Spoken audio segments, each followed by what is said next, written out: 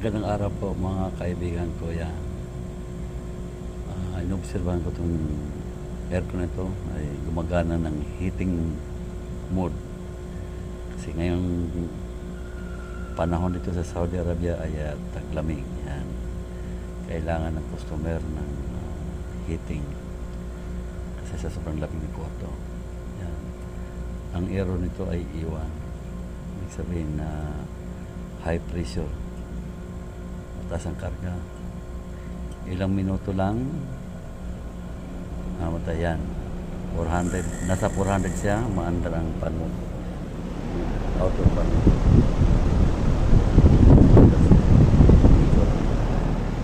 Yan. Dapat yan hindi mag yan 400. Dapat yan nasa 600 lang yan. Kasi yung limit switch nung high pressure is almost 650. Pag umabot ng 700, magka-cut off yan at magbibigay ng babala upang yung compressor ay hindi masisira. Yan, ito yung pressure switch. Yan ang trabaho ng pressure switch ng high pressure switch. Yan, dati ano lang yan 500. Dapat yan di mag-exceed ng 700 kanina. 700 yan.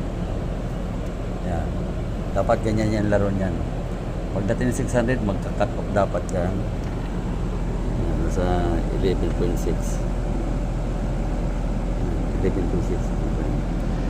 yan, mandalpat ng pan. Yan, nasa 550 na. Dapat yan, hindi aabot yan sa 700.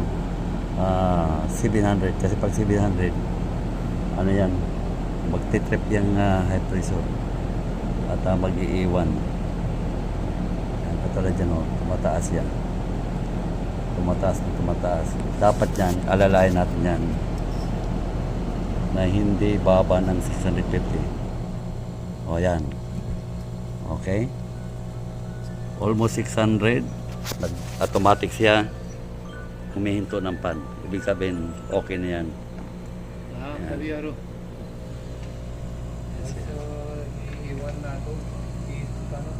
Yan o. 12.5. Yan, 600.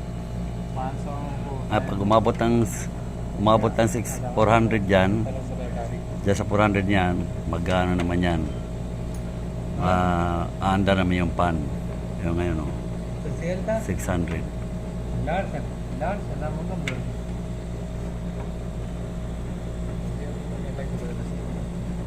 Yan. Yan, dapat yan ganyan na. Kasi yung iba niya nirekta yung high pressure. Kaya wala na siyang kumbaga wala na siyang safety. Tuloy-tuloy ang under niyan kasama masira yung compressor niyan.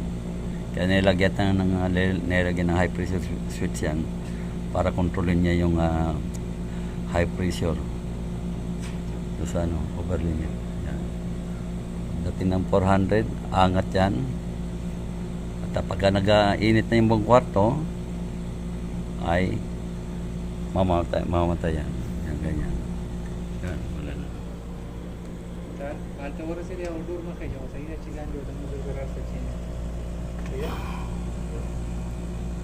Yan, kanina 12.5, 10.5.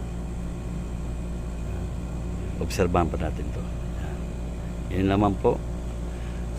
Sinishare ko ng aking kaalaman dito sa pagtotroubleshoot ng Error 1 high pressure switch problem.